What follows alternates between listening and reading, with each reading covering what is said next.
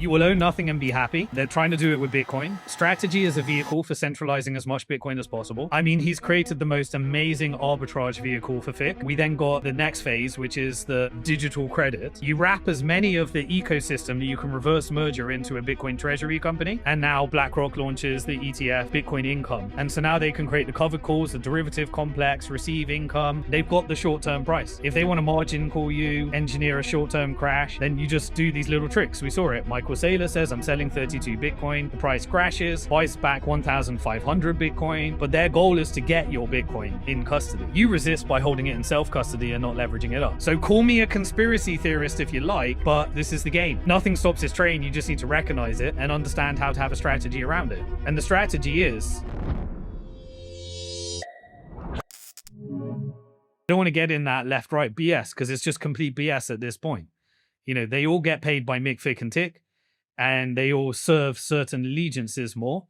And Trump has been Tick and Fick, you know, transnational capital and the technical industrial complex, which is World Economic Forum, you know, across that side. So you will own nothing and be happy.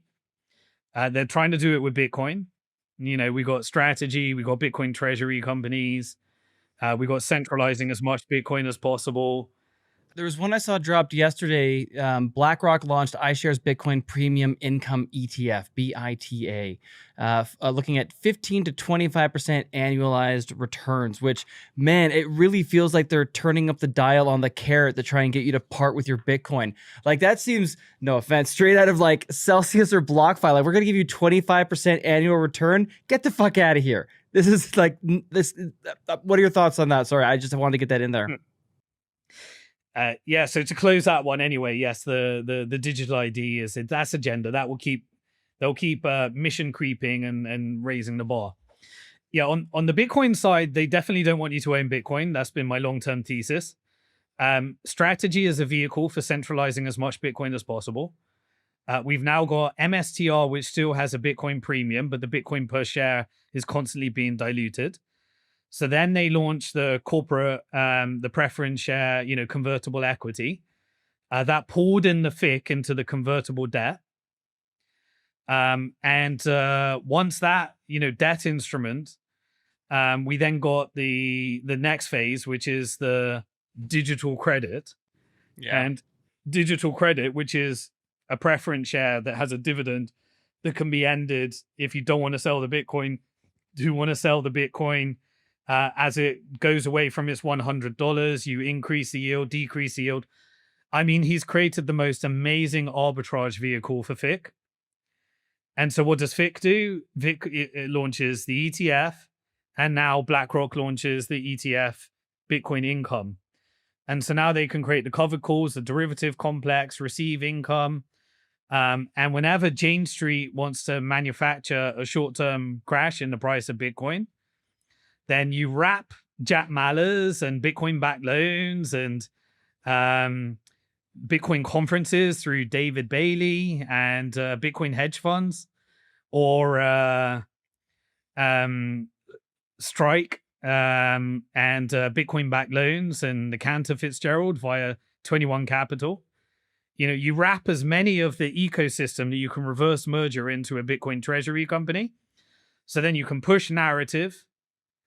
You can push leverage, and the more goes into the ETF, the more it's subordinate to FIC. And so they have completely cornered the short-term price of Bitcoin to manipulate it. But their goal is to get your Bitcoin in custody. You know, you resist by holding it in self-custody and not leveraging it up. But that whole complex has been built, and it will get bigger and bigger and bigger. You know, and we're getting all these weird narratives now around the different types of Bitcoiners, or the different types. We got digital collateral, digital credit, digital money, digital, like, you know, all of these narrative creations in order to hide people from the obfuscation of self-custody Bitcoin into FIC. And yeah, you know, that will keep going. The financial engineering will keep going. Nothing stops that train. So you just need to recognize the game and understand how to have a strategy around it. And the strategy is they've got the short-term price. If they want to margin call you, if they want to engineer a short-term crash, then you just do these little tricks. We saw it. Michael Saylor says, I'm selling 32 Bitcoin, sells it at $77,000. The price crashes, buys back 1,500 Bitcoin at $1,500, 1,500 Bitcoin at $65,000. Great trade. That dilutes the Bitcoin per share. So then the price of STRC corrects back down. Then you can either increase the yield or you arbitrage it back up. And Jane Street and all the other hedgies in the background, and Cantor brings more and more, tries to fool more and more people into reverse mergering their companies into the fold. This is the game. That nothing stops this train. You just need to recognize it, and you turn all those people into subordinate FIC vehicles. Now suddenly Adam Back just promotes stable coins and all sorts of weird things like mining security tokens that have very questionable backgrounds. And this is how you get people. You subordinate them. You invite them to islands. You load them up with debt. You lever them up, and you incentivize them to put all of your assets into a FIC vehicle. Peptides have exploded over the last year. Search interest just hit an all-time high, and people are searching peptides more than AI right now. One company I actually trust in the space is Real Peptides, and here's what I've been running. BPC 157 was the biggest standout for recovery. Tessa and Ipamorelin helped me put on the most size I've ever had. Trinity X, a GLP-3, was incredibly potent for appetite control, and DSIP has become my go-to for sleep when I need a reset. Sourcing matters a lot, and Real Peptides is research use only, third-party tested, and even endotoxin tested, which few do. So hit realpeptides.co or scan the QR code on the screen and use code BTC Sessions for 40% off your first purchase. One company I like pointing people to when they ask about Bitcoin mining is Abundant Minds. They were founded by Bo and Christine Turner after losing over $500,000 to broken promises in the mining industry. And they built their hosting model to remove the usual headaches. With Abundant Minds, you own your machines and keep 100% of the Bitcoin you mine. There's no revenue share, no hidden skims. Pricing is simple. One flat monthly fee covers power, parts, labor, and repairs. They also guarantee uptime. If a machine goes down, their hash rate redirect system routes hash power from their fleet, so earnings don't just stop, and every machine is insured at full replacement value. Everything is hosted in the US, powered by Hydro, and mining equipment may qualify for 100% year one bonus depreciation. Learn more at abundantminds.com/sessions. No, it's a very simple and very powerful and very helpful heuristic. Are they telling me to have Bitcoin in self-custody? No? Then be on alert. Then there's something else here at play. It really is just that. And the amount of people that I feel like, it's like they've talked themselves into overcomplicating something that's actually really quite simple, right? Just take the time to learn Bitcoin in self-custody. Don't lever it up. Don't try to play any fancy games with it. Everybody always gets in shit when they do. We've seen it happen again and again and again. And even right now, in what feels like the bottom of a bear market, the doldrums, the apathy's never been higher. It's like that's still just the right call, and you can see it. And you're starting to see more and more people talk about it, which I think is really important. Yeah, here's the difference on this one, by the way. So before it was, if you look at the background of SBF, he's applying for his pardon right now with the Trump administration. We'll see where that goes. But on his board was Sullivan and Cromwell. Sullivan and Cromwell were the lawyers of CIA, Mossad, and MI6. So these are deep state operators. He was connected via MIT. He's in the Peter Thiel Fellowship. Peter Thiel is the currency speculator with George Soros, deeply connected into these deep state ops. He's all over the Epstein files, was trying to confuse people into store of value versus median of exchange. And in one of our episodes before the Iran war, we did the whole deep dive into Peter Thiel and Epstein. Yep. When he tried to infiltrate Bitcoin. So SBF was connected that way. Alex Mizhinsky at Celsius, he was deeply connected via Daniel Leone. Daniel Leone has got an AI startup today. He's not in prison while Mizhinsky is. with the Prime Minister's Office of Israel. He is in Israel right now. The company that was hacked for a chunk of the ETH was owned predominantly by the niece and nephew of Benjamin Netanyahu. The company that they acquired is an Israeli cybersecurity custody company.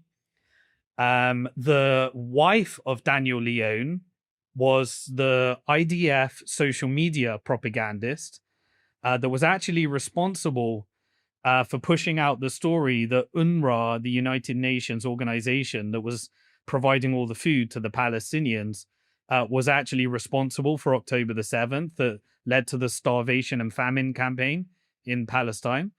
She was the head of VP of loans at Celsius. Really? Yes. So, you know, this one was deep. We're also starting to see in this managed divorce with Israel, we're starting to see that much of the hacks that were traditionally blamed on Russia and North Korea seem to suddenly be Israel. Then I look back in history and wonder about things like the 119,000 hacked Bitcoin. And really, was that the person? Was it the crocodile of Wall Street that did that, Razakhan? Yeah. We know who her husband was connected to via their Ukraine networks. We know that a bunch of the money in FTX was connected to Ukrainian funding.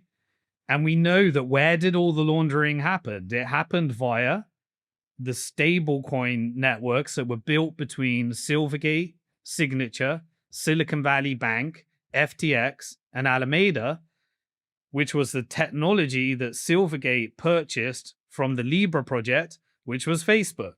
Yep. And so they had that network, which allowed for this facilitation of crime. And when we look back at it, who was it that rug pulled Silicon Valley Bank? It was when Peter Thiel came on Spaces and said, take your money out of Silicon Valley Bank. As a result of inflation is transitory after the Russia-Ukraine war. So call me a conspiracy theorist if you like, but it seems to always come back to the same players. And remember, that was the time that Peter Thiel was saying, I've sold all my Bitcoin and no one should be buying Bitcoin. You know, deeply integrated and connected into these infiltration networks. And so again, you can sit back and you can watch and what is that? That's the precursor. So when you took out Silicon Valley Bank, you then had the FTX bankruptcy, you then had the Celsius bankruptcy, you then had Voyager, you had Genesis, you had Gemini, you had all of those, the Barry Silbert network. Barry Silbert seemed to get away with everything. Alan Silbert, the brother of Barry Silbert that created INX, the security token exchange, a radical Zionist that I argued with many times. INX deeply connected to Israeli, ties in terms of, their founders and their team. So look back at these hacks. And I remember because I was deeply involved in the Bitfinex one and the Celsius one. We structured a recovery token for creditors. But I look back at all these events that seem unrelated, and suddenly, there definitely seem to be covert networks behind these hacks. And what was the result of the end of all of that deleveraging event? It was the banks that were approved. It was Trump coming in to create crypto capital and stablecoins and Genius Act. And it was BlackRock ETF. It was Michael Saylor's treasury companies. It was the copycat treasuries with the custodian of the bonds, which is Howard Lutnick and Cantor Fitzgerald. World Liberty Financial was what the money laundering organization for all these covert deals. And what did Trump do? He put his sons in charge, Donald Trump Jr. and Eric Trump. What did Steve Witkoff do? Hand it over to his son. What did Howard Lutnick do? Hand it over to the son. And so the next generation were doing these laundering operations. Hey, you. Yes, you watching the Bitcoin price movements and the latest exciting news. It's awesome to stay informed, but the real power of Bitcoin comes from taking control. Don't just watch, take action. Head over to btcsessions.ca/learn for free step-by-step tutorials that guide you through every major skill you need to know, plus full video playlists for deeper dives on any topic you like. And if you're ready for the ultimate fast track, scroll to the bottom and check out bitcoinmentor.io for premium one-on-one experience with my team of Bitcoin experts to ensure you get it right the first time. Don't wait. Secure your Bitcoin future today. Hit the link in the show notes or scan the QR code on the screen.